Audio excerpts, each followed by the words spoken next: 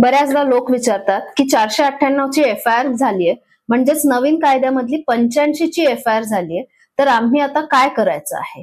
आम्ही डायरेक्ट हायकोर्टामध्ये गेलो तर क्वॅशिंग होईल का? म्हणजेच ही FIR संपेल का? लक्षात घ्या, आता हायकोर्टाचा ट्रेंड बदललाय.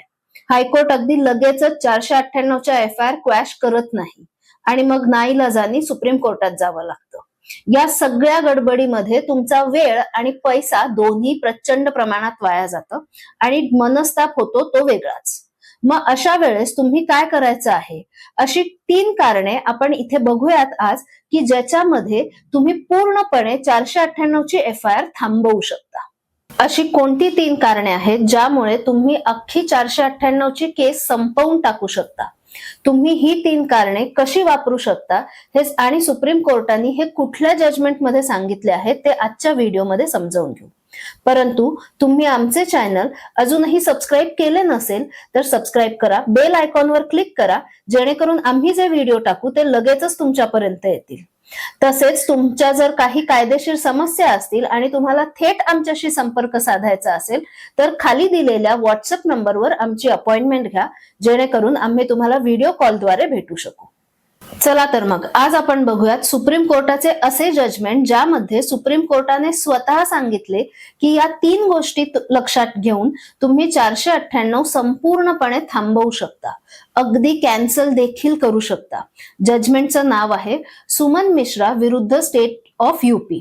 खाली डिस्क्रिप्शन मध्ये ही केस आम्ही लिहून देतच आहोत. या केसमध्ये 12 फेब्रुवारी 2025 रोजी दोघांचेही लग्न झालं होतं. 2016 मध्ये लग्नानंतर दोघांमध्ये प्रचंड भांडणं सुरू झाली आणि या भांडणाला वैतागून नवऱ्याने शेवटचा पर्याय म्हणून घटस्फोट दाखल केला. फॅमिली कोर्टाने घटस्फोटाची नोटीस देखील बायकोला काढली, परंतु फॅमिली कोर्टात अपियर होण्याऐवजी तिने काही महिने वाट बघून 498 ची FIR दाखल केली.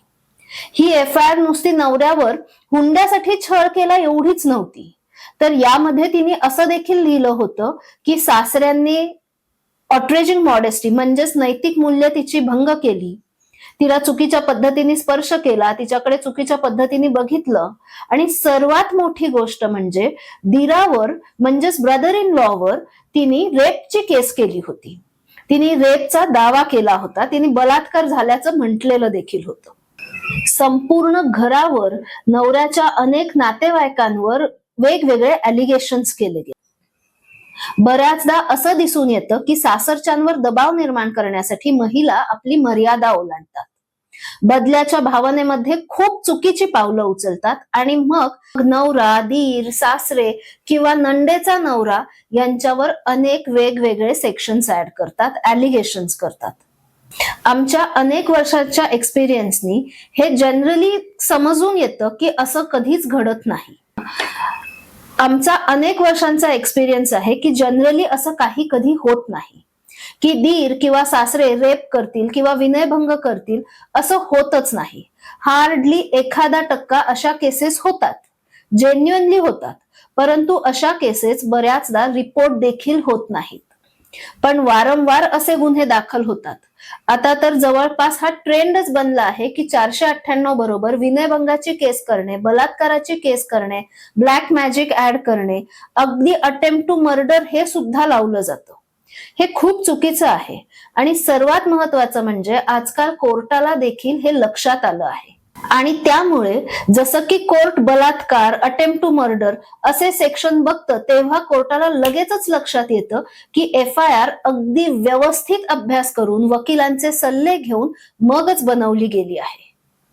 असो, आपण आपल्या मुद्द्यावर परत येऊयात.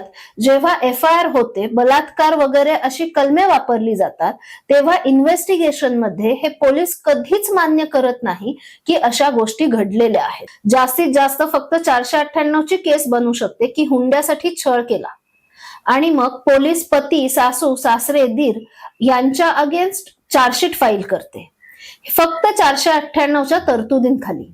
मग या केस मधला नवरा, सासरचे सगळे पोहोचतात हायकोर्टमध्ये आणि सांगतात की आमच्या विरुद्ध जी 498 ची केस झाली ती अतिशय खोटी आहे आणि मग नवरा सासरचे सगळे पोहोचतात हायकोर्टामध्ये क्वॅशिंगसाठी आणि तिथे सांगतात की आमच्या विरुद्ध जी 498 ची केस झालेली आहे ती फक्त आणि फक्त बदल्याच्या भावनेतून केली गेली, कारण नवऱ्याने घटस्फोट दाखल केला म्हणून पत्नीने ही खोटी केस केलेली आहे. परंतु या केसमध्ये आपण जी केस सुप्रीम कोर्टाची बघत आहोत, या केसमध्ये हायकोर्टाने जास्त इंटरफिअरन्स केला नाही आणि नवऱ्याकडच्यांना सांगितलं की तुमच्या अगेन्स्ट गुन्हा दाखल झालेला आहे, त्यामुळे तुम्ही खालच्या कोर्टामध्ये तो लढा आणि मग तुम्ही वर या. अल्टिमेटली नवरा पोहोचला सुप्रीम कोर्टामध्ये. यामध्ये सुप्रीम कोर्टाने पहिल्यांदा मुद्दा उचलला की 498 आणि घटस्फोटाचा दावा हे कधी दाखल झाले आणि कसे दाखल झाले आहेत. पतीला पत्नीकडून त्रास होत होता म्हणूनच त्याने घटस्फोटाचा दावा केला असेल. त्याची नोटीस देखील पत्नीला मिळाली. त्यानंतर काही महिने थांबल्यानंतर 498 ची केस केलेली आहे. सुप्रीम कोर्टाच्या म्हणण्यानुसार एखाद्या महिलेला जर इतका टोकाचा त्रास होत असेल तर ती इतके दिवस का थांबेल? तिने लगेचच FIR का केली नाही? दाखल केली ती इतके दिवस शांत का बसली? ती नवरा घटस्फोटाचा दावा दाखल करेल ह्याची वाट बघत होती का? आणि मग काउंटर अटॅक मध्ये ही 498 ची केस दाखल झाली आहे का? आणि ही गोष्ट दाखवते की पत्नीने टाकलेली 498 ची केस ही फक्त आणि फक्त आफ्टर थॉट आहे. जर का तुमची आणि तुमच्या पत्नीची काही कारणावरनं भांडणं झाली आणि तुम्हाला असं वाटत असेल की आता एकत्र राहणं शक्यच नाही, तर तिथे सर्वात पहिल्यांदा मेडिएशन म्हणजे समुपदेशन करून बघा. आणि त्यात सक्सेस मिळत नसेल तर अजिबात पत्नी 498 दाखल करेल किंवा आता नवीन कायद्याचं 85 दाखल करेल आणि मग आपण घटस्फोट दाखल करू असा विचार करू नका. त्वरित घटस्फोटाचा दावा दाखल करा. म्हणजे जजेस हा विचार करतात की पत्नीने 498 का दाखल केलेली आहे आणि ही गोष्ट तुमच्यासाठी खूप महत्वाची ठरेल. हा तुमच्या केस मधला सर्वात महत्वाचा ग्राउंड असेल की तुम्ही घटस्फोटाचा दावा दाखल केल्यावर चिडून तुमच्या अगेन्स्ट बदला घेण्याच्या भावनेने पत्नीने 498 ची केस केली आहे. तिला जर खरंच त्रास झाला असता तर ती शांत बसली नसती. हा झाला पहिला ग्राउंड. आता आपण बघूयात या केसमध्ये दिलेला दुसरा ग्राउंड.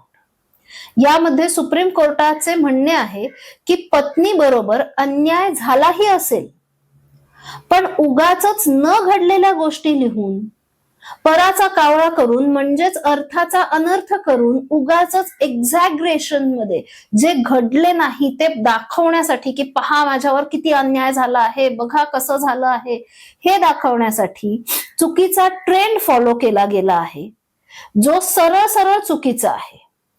अशा न घडलेल्या गोष्टी लिहिणे हे कोर्टाच्या लक्षात येते. आणि सर्वात महत्वाचे, पोलिसांनी या गोष्टीवर कुठलेही इन्व्हेस्टिगेशन केलेले नाही. आणि जर तुमचं म्हणणं आहे की माझ्यावर सासऱ्यांनी किंवा दीराने अत्याचार केला, अगदी बलात्कार देखील केला, माझा अटेम्प्ट टू मर्डर झाला, आणि जर हे खरं असेल तर तुम्ही ही गोष्ट पुढे सातत्याने का लावून धरली नाहीत, बोलून दाखवली नाही? तुम्ही कोर्टासमोर येऊन इन्व्हेस्टिगेशन चॅलेंज का नाही केलं? खरंच असं झालं असतं तर तुम्ही शांत बसला असतात का? तुम्ही त्या इन्व्हेस्टिगेशनच्या अगेन्स्ट प्रोटेस्ट पिटिशन दाखल केली असती.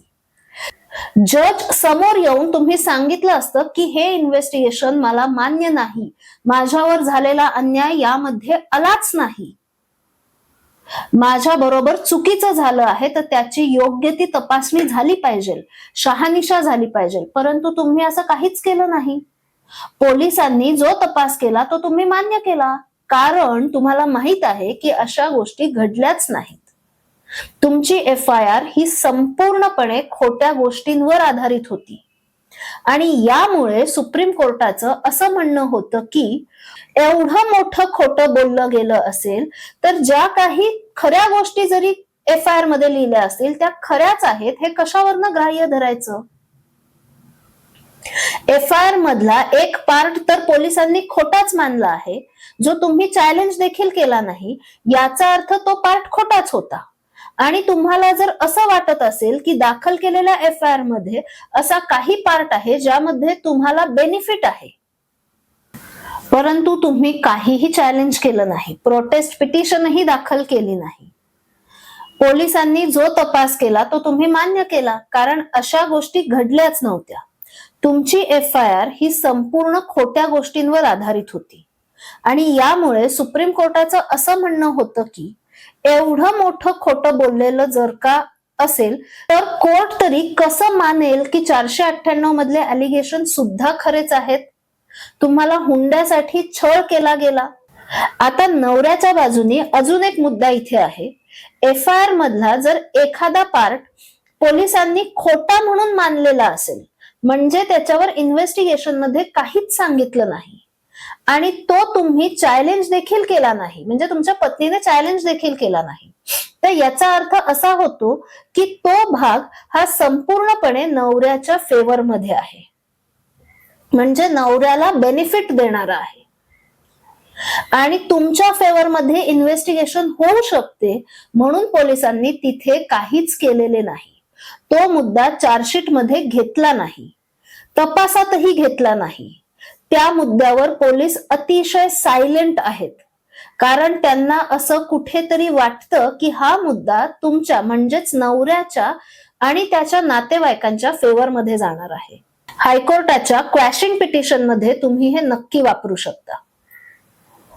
तुम्ही असं दाखवून देऊ शकता की का पोलिसांनी ह्याच्यावर इन्व्हेस्टिगेशन केलं नाही, या मुद्द्यावर पोलिसांचं काहीच म्हणणं नाही आणि हे सरळ आहे की ह्या मुद्द्यावर जर का इन्व्हेस्टिगेशन केलं असतं तर ते नवऱ्याच्या फेवर मध्ये आलं असतं. आणि इथे तुम्हाला दुसरा मुद्दा मिळतो क्वॅशिंग पिटिशन साठी. ऑनरेबल सुप्रीम कोर्ट असं म्हणतं की तुम्ही जर का FIR अतिशय बारकाव्याने वाचलीत तर तुम्हाला असं दिसून येतं की पत्नी नुसतंच एवढं म्हणते की माझ्या बरोबर असं झालं, माझ्या बरोबर हे चुकीचं झालं, माझ्यावर बलात्कार झाला आणि अशा वेगवेगळ्या घटना लिहिलेल्या आहेत. परंतु सुप्रीम कोर्टाने 2023 मध्ये Iqbal versus state of Uttar Pradesh या जजमेंट मध्ये सांगितलं होतं की FIR मध्ये तक्रार देत असताना तक्रारदाराने तुमच्या सोबत कोणती घटना घडली, कधी घटना घडली, प्रत्येक घटनेची तारीख आणि वेळ ही निश्चित सांगावी. जर तुम्ही ती सांगितली नाही तर सुप्रीम कोर्ट अगदीच धरून चालेल की ही घटना खोटी आहे, कारण सुप्रीम कोर्टाने स्पष्ट सांगितले आहे की 2025 मध्ये पुन्हा एकदा लिखित केले की ज्या घटनांची वेळ आणि तारीख ही स्पष्टपणे लिहिलेली नाही त्या घटना खोट्या म्हणून समजाव्यात. आणि 498 मधून वाचण्याचा हाच सर्वात मोठा आणि महत्वाचा मुद्दा आहे. क्वॅशिंग मध्ये तुम्ही हे नक्की कोर्टापुढे दाखवलं पाहिजे की कुठल्याही घटनेचा दिवस म्हणजेच तारीख आणि वेळ लिहिलेली नाही, तर तुमच्यासाठी हा पॉइंट खूप जास्त फेवरेबल होणार आहे. हे तीनही मुद्दे व्यवस्थित लक्षात घ्या आणि तुमच्या अगेन्स्ट झालेल्या खोट्या FIR मध्ये हे आहेत की नाही हे बघा. आणि जर हे मुद्दे तुमच्या केसमध्ये बसत असतील तर नक्की क्वॅशिंग पिटिशन दाखल करा, ज्यामध्ये तुमच्या आणि तुमच्या नातेवाईकांच्या अगेन्स्ट जी खोटी केस दाखल झालेली आहे ती 100% संपू शकते. अन्याय सहन करू नका, त्याच्या विरुद्ध आवाज उठवा, योग्य ते कायदे समजावून घ्या. आणि अजूनही तुम्ही आमचे चॅनल सबस्क्राईब केले नसेल तर ते नक्की सबस्क्राईब करा, व्हिडिओ लाईक करा आणि कमेंटमध्ये आम्हाला नक्की कळवा आजचा व्हिडिओ तुम्हाला कसा वाटला. त्याचप्रमाणे या व्हिडिओ संदर्भात तुमचे मत देखील आम्हाला कळवा. तुमचे जर का काही कायदेशीर प्रश्न असतील जे थेट तुम्हाला आमच्याशी बोलायचे असतील तर डिस्क्रिप्शन बॉक्स मध्ये दिलेल्या नंबरवर व्हॉट्सअप मेसेज करा. डायरेक्ट कॉल करू नका, व्हॉट्सअप मेसेज करा आणि तिथून आमची अपॉइंटमेंट मिळवा.